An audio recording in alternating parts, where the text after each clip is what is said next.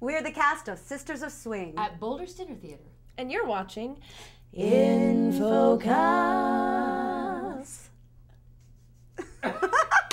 That's it. Welcome to In Focus with Eden Lane.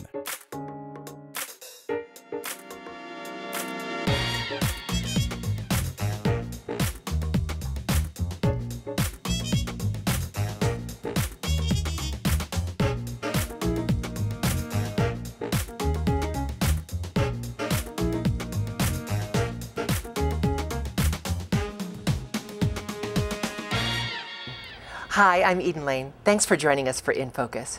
This week we return to Boulder's Dinner Theater for Sisters of Swing. We're going to sit down with the director and the cast in the dressing room. Director Tracy Warren is also in the cast playing Maxene Andrews. She's joined by Norelle Moore playing Patty and Joni Brosseau as LaVerne. We start with a behind-the-scenes look at early rehearsals for Sisters of Swing, the story of the Andrews sisters at Boulder's Dinner Theater.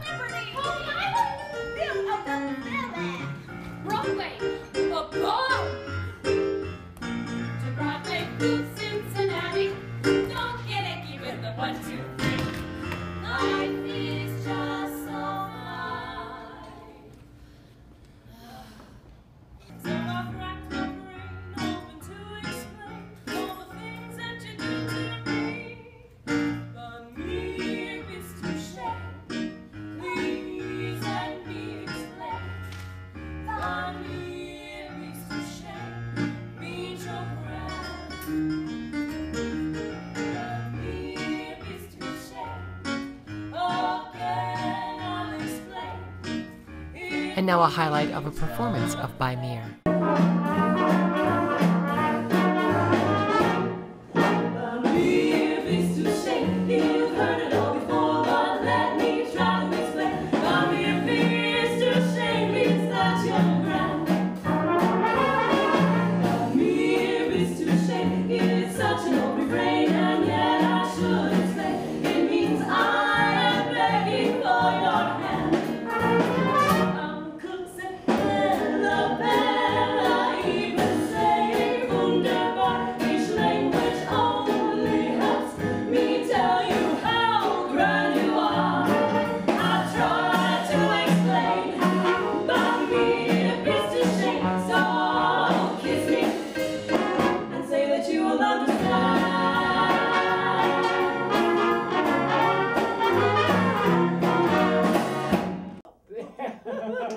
Now we join the ladies in their dressing room at Boulder's Dinner Theater.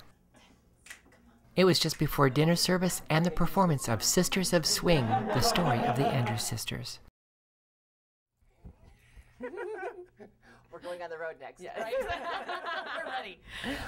Well, I'm so delighted that we get to come to your dressing room to talk to you about this really special show that you have at Boulder's Dinner Theater. Thanks for letting us invade your real private space here. Awesome. Thanks for being here. Now, I had not really heard of this production about the Andrews sisters before at all. Had any of you heard of it before? No. I hadn't.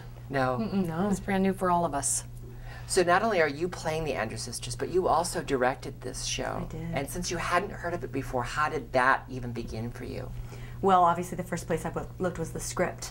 But then I needed to familiarize myself not only with the Andrews sisters, but with all of the history of World War II. Yeah. Last time I touched that material was in high school, and I was interested, frankly, in other things at the time. So I had to go back and sort of review all the events. And then from there, one of the things that we did that was unique to the show is we pulled some radio spots from World War II, vintage footage, and so that's unique to this production. That's unique to this production. So did Michael come to you and say, I have this show, would you like to direct? He did. He cast you? He did. Well, the casting came later. I was the director first, and then I had to audition with all of the girls, and then Michael was the one who made that decision to put me in. So it was a lot. The two things combined, I used Michael a lot as co-director, quite frankly, a lot of acting notes and stuff, and then also my choreographer, Jessica Hensley, was also very useful in helping. Critical component, because the Andrews sisters had so much shtick to their routine. Absolutely. And one of the things she came to me originally and said is, these girls were in dance classes when they were young. Can I dance them? So that was one of the things that really played into casting is we needed girls not only who could sing the parts, but who could move. And we found them, thank goodness. Yes, you did. Yes, you did. Yes, you really did. And one of the things that kind of set the Andrews sisters apart from other girl groups at that time was that they did incorporate a lot of movement into their performances. A lot of movement during all their live performances, and a lot of humor. Always, especially. I mean, come on, that blonde.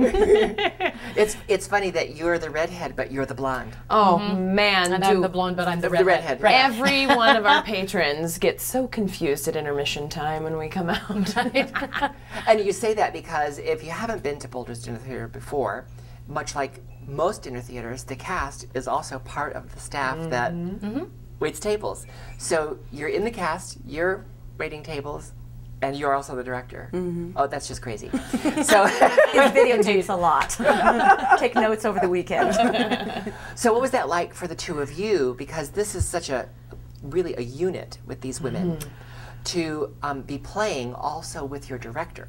What was that like for you? Oh, it was awesome. She was an instant resource, and just really, it was so accessible to have the director right there with us every minute while we were learning, while we were doing things, and saying, this might be a little too much movement for the song, this one's particularly difficult, or I want this scene to play a certain way, and she was right there to kind of sort it all out, whether we were doing choreography, vocal rehearsals, or staging. So it was... She definitely found the balance of both. Oh, of course.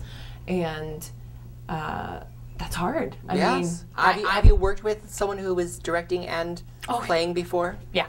Yes, Mr. Ben Dickey. But it can be a daunting task.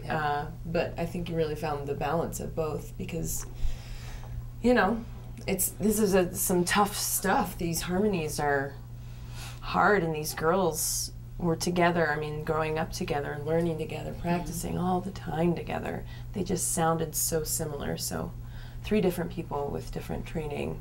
Yep. You know. You mentioned the contribution that your choreographer made. The musical director certainly played an enormous role. When we think of the Andrews sisters, the first thing we think of is that sound. And I have to say, on the night I was here, you had that sound. Good, thank you. It sounded like them. I was excited. I was tapping along. I was wistful in all of the right places. How did you get there in such a short amount of time? Neil is amazing. Neil Dunphy is our music director here and has been for many, many years. He plays in the show too. Yes, Yes, he's on stage with us. The music director, he's the conductor, and he plays the keys. So, but that was really important to Tracy and to Neil, that we not only learned the music and really learned the ink on the page and were true to what those notes were, but then to go back and really try to capture that sound and that dynamic and that style, because it's so... layers. It really was layers. And then we had to learn it all again when we put the movement with Not it. just the harmonies, but it's the phrasing. The breathing is in different places than contemporary music. And it's matching vowels, which you don't really think about, but like if you have 3 different versions of ooh going, the sound doesn't blend. So we touched on a lot of different. So we started with learning just woodshedding the parts. Neil went and made vocal tapes of every single part for us. So we came in with most of the material familiar, Your own at least. little track. Our own little track. So He spent hours doing that. And we did our homework at home, And then we came together, and then we just made sure that the intonation was right and that the parts were right, and then we went through with rhythms. Rhythms Fixed are all tricky. the phrasing, and the rhythms the end of each phrase is a slightly different modification of the vocal line. So it's like, oh, is this the one that ends up, or is this the one that where we like, you know? So it really did take us learning it in stages and levels. and then, you know, adding dance on top of all that. And then we forgot everything that we'd learned. That happens in every music. It was so interesting too, because you think of the Andrews sisters, and everybody, including us, said, "Oh, we know all those songs," until you see the ink on the page and start learning them and go, "Whoa! I never had any inkling that that line was in this." So that vocal line was in this song, and it's so intricate. They're tricky lines. Yes. And then, of course, you have to tell the story on top of it, because this isn't just a musical review. Right. This is their story. Exactly. And it's not necessarily all fun and games. It's not all rum and Coca-Cola. No, it's not. I couldn't resist. I had I to love go. it. I love it. There's some real meat to this story, so you had to add that onto it. So that clearly was in your wheelhouse as the director. What was that like for you? Well, the first thing that we talked about in our production team was this is really, for me, was a story about what these girls, the price that they paid in their personal lives to succeed on the stage. And so it was really, for me, it was Without about, even making the choice to do so necessarily, because it started before they could make that choice right, for exactly. themselves. So for me, the focus immediately was on relationships. The relationships between the girls, the relationships that they have with the gentlemen, the way that the gentleman coming into the picture shifts their relationships with each other. And that was the focus from the beginning. Yeah. When you're going through this process before you even get to technical rehearsal, what was the first moment, the first song, where you knew, we have that sound. We have. that's a good question. We have the Andrews sisters. For me, it was Apple Blossom. I was going to say the same thing, actually. What was it for you, I'm Nora? definitely by near. By near. And by Mir ended up to be surprisingly tricky because those rhythms are tricky. It was so we spent definitely a lot of our time on hard that song. Because the rhythms and the different choreography at different times, oof. And then similar choreography at a different verse. Yeah. Each verse is phrased a little bit differently. Each verse has different notes incorporated for We're each seeing line. the song take place in different moments in time in this production. By Mir, yes. Yeah, the original version, which was all in Yiddish, and then the rewrite. And yes. So what was it about Apple Blossom Time that made you feel like we have this sound of the Andrews sisters? It was one of those ones, like you mentioned before, the phrasing is so different, the breathing is so different, and those of us who know that song, and so many of us do know the song Apple Blossom Time, they sort of slide together, breathe in the middle of a word. What a wonder, full wedding this will be. And it's so interesting that when we kind of just naturally went to that from knowing the song before we even really started to woodshed it, it felt so did. good. It felt so like solid we and- got that sound. We Oh. sounded like, you know, the way they sang that tune, and it really felt special. Don't sit under the apple tree with anyone else but me. Anyone else but me. Anyone else but me. No, no, no. Don't sit under the apple tree with anyone else but me. Till I come marching home. You said that you knew some of these songs, and, and clearly I did, because that's the environment I grew up in. I lived in a house with my grandparents. So these were some of the songs that were played on the record player. Yes, our record player. And we would sing along, that sort of thing.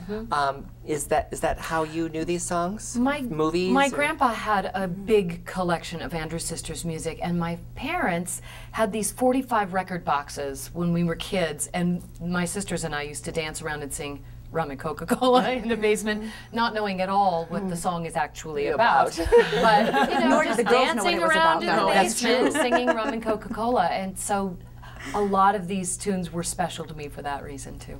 How about you? I mean, you're a little bit outside the generation that not only this audience would be, but out of your castmates. So what is this like for you?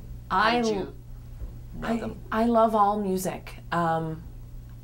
I have such an appreciation for music, and not just being a musician, but it's you know, soundtrack to life. If I didn't have music around all the time, I'd go crazy. So I love knowing older things. I mean, I love knowing all kinds of music, so I definitely knew a few. They're big ones. Bugle Boy, definitely heard Rum and Coca-Cola, heard by Mir a couple of times. Didn't know the story about these girls though. Knew that they were huge and during, you know, this prominent time in American history. But yeah, doing the research for this show was something else. It was really special.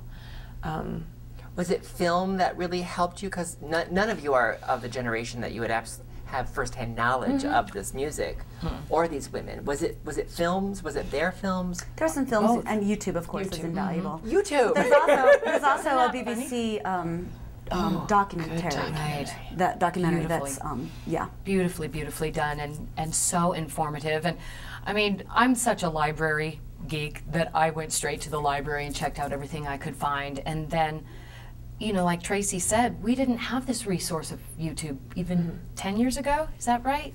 Yeah. Something like that. Just about, yeah. And it is such a valuable piece of resource material for us because we could see exactly how they moved. We could get an idea of the style of their singing from their body language more than what you would get from listening to a recorded tune of theirs. Yeah. It's really such an awesome resource. So We mentioned briefly about some of the serious moments in this story, and sometimes dinner theater isn't given enough credit for producing real theater. We think of it as, you know, tambourines and dinner rolls. But really, there's real theater happening here. There's real storytelling. And there are some difficult moments in this. So what is that like for you, knowing that you're telling this story, but you're also connecting directly with the audience before, in the middle, and after the story? How do you do that as an artist? How do you stay in that moment when you have those different Well, I relationships? think those moments play when the audience learns to care about the characters. So I think that's our first job, is from the moment is we have to let them know who we are and engage them in these characters so that when those dramatic moments happen, they care enough about the people that the situation, that they care about the situation as well. How do you, as the artist, experiencing the dining room and the backstage and the storytelling, how do you manage that? I love it. If they feed us, I feel, especially While if you're feeding them? Oh, I like that. I love it. We get so many people from that time, obviously, here to see the show.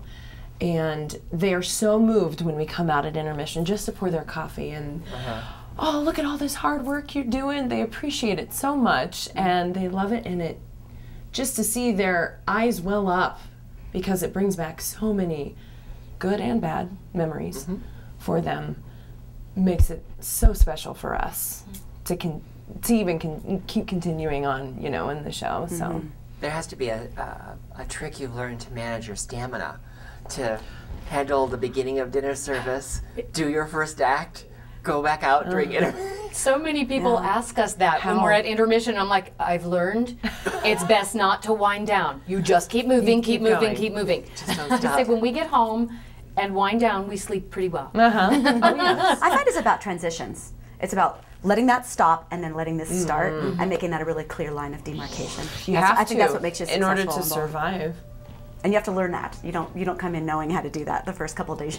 It blends. You'll be standing on stage and be like, oh, I forgot the hot tea at D7 in the middle of the scene. You know, so you have to learn how to stop. And Does that really ever happen yes. when you Oh, first, yeah. when you first do it? Oh, And even absolutely. afterwards too, but you hopefully get better at shutting yeah. those voices out. Yeah, that's funny. Now the costumes in this have to be just a treat to wear, because I don't know about you, but I love this era in terms of fashion and Makeup yeah.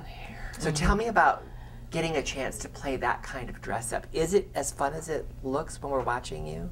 It is. She's done such a great job. She did such a beautiful job of capturing the time period and time periods Yeah, because throughout the show. Yeah, we cover a lot of ground. The style, and our wig designer is amazing too, Debbie Spore. She's fantastic, and she comes in and styles our wigs every week and makes sure that they look just right. And it's really special to wear things that are so appropriate for the period. yeah. Are the Yeah. shoes at all challenging? Because you're dancing a lot. She got great shoes. She got aerosols They're all for us. aerosols. So we are comfy. I don't think I've ever heard an actress talk about her shoes in a show like this, that they were comfy. That's great. They have to be. I mean, we don't sit down. We don't sit down. It's true. So we know who the Andrews sisters are. I mean, sure, even people who are far too young to have ever experienced them know who they are. That sound, we hear it over and over again. But we don't know this story. Most people, even if they were fans of them when they were famous, may not know this story. So please give us a little morsel to tell us, what is the story you're telling beyond letting us relive this delicious music with the Andrews sisters in Sisters of Swing. Would you like me to take that, Yeah, guys? go for it. Well, it takes them from the beginnings back all in Minneapolis, Minnesota, Mound, particularly right outside of Minneapolis, and it takes them through, the majority of their work happened in their 20s and 30s, and then we end up with some snippets of their life, 40s and 50s, as they went through relationship trouble and relationship trouble with their men, relationship trouble with each other, and then through their deaths at the end of the show. And family deaths. So many people think of the Andrews sisters and have seen them perform, and they're not only are they completely in sync physically and vocally, but they're smiling and they're cheerful and they're happy. And these girls didn't always get along at all. And I love that we get a little bit of that in our script, and we see that, yes, they really loved each other, and because they were together all the time, from the time they were children, working together, rehearsing together hours and hours every day, that there was that tension. And there was an they age fought. difference among these sisters Yes. that we might not necessarily realize. Yeah, there's 2 Right. years between Patty and Maxene, and then 5 more years between Maxene and LaVerne. There was a daughter born between LaVerne and Maxene, and she passed away. She was right in between them, 2 years after LaVerne. So, yeah, So there's a mother figure Sure, dynamic definitely going there's on. the mother figure, and Okay. Maxene is the quintessential middle child, jealous of the little sister who's getting all the attention, and then Patty, she's going to hold it all together with her joy and enthusiasm. Well, I don't know if the three of you really knew each other before this production, but it's clear from this conversation and from seeing you work together that you really did need to meet. Oh yes, Because this is a really charming evening. I had so much fun, and I'm so delighted that Boulder's Dinner Theater bought a show I didn't know. and it was such a charming evening, and I'm so grateful we had a chance to come and visit you in your dressing room. Thank you so much. Sisters of Swing, the story of the Andrews sisters, plays at Boulder's Dinner Theater through May 11th. Details are available at bouldersdinnertheater.com. Here's a bit of Boogie Woogie Bugle Boy. Famous trumpet man from out Chicago way. He had a boogie style that no one else could play. He was a top man at his craft. But then his summer came up and he was gone with the draft. He's in the army now, a born reveille. He's the boogie woogie bugle boy of company. They made him blow a bugle for his Uncle Sam. It really brought him down because he couldn't jam. The captain seemed to understand. Because the next day the cap went out and drafted the band. And now the company jumps when he plays reveille. He's the boogie woogie bugle boy of company. A toot, a toot, he blows it 8 to the bar. The boogie rhythm, you can't blow a note unless the bass and guitar is playing with him. He makes the company jump when he plays reveille. He's the boogie woogie bugle boy of company. Boulder is a special one-day arts festival on April 26th. Movies, music, movement, monologue, and modern art. Here's a look at last year's event.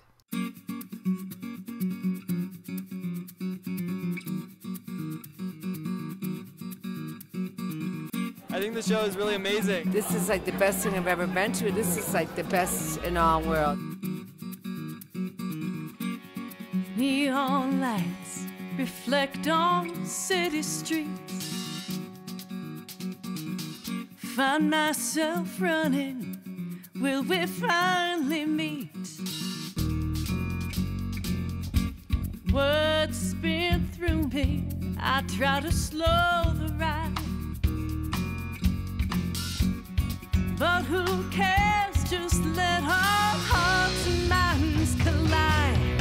On my way. And every time I try so hard just to lean there, to see your face and you choose not to see it. So won't you see me and never believe me now? Don't bring me down. Bring me down.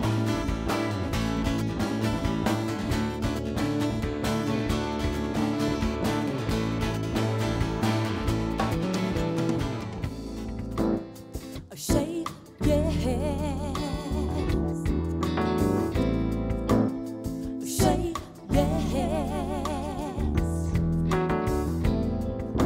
like seeing the live painting, and I like seeing the aerial dancing with the music. I love the movies. The aerial dancer, for sure, has been great. I really enjoyed that first biking film. I think the show is really amazing. I love all the music, all the art, all the dancing. It's just a surprise, and I love every surprise that comes. It's great.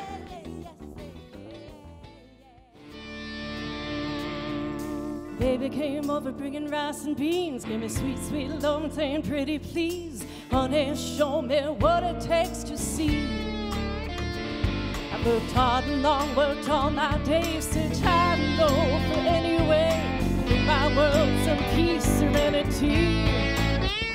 I said, bring the love, bring the love.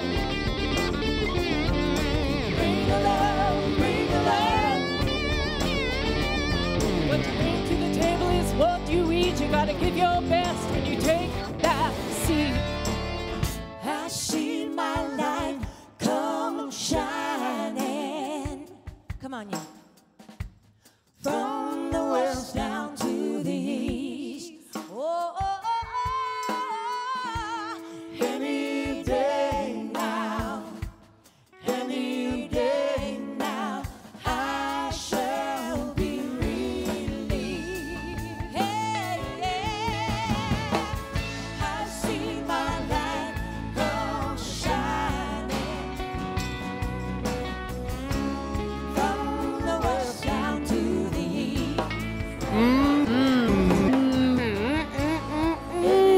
Boulder. Any day now, I shall be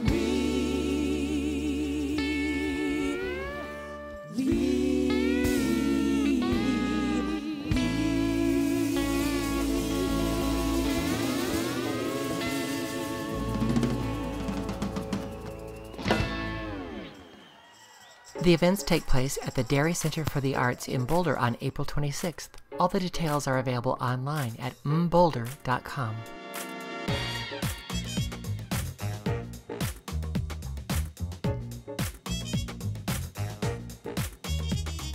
Remember to join us on Facebook and Twitter. Thanks for watching. Good night.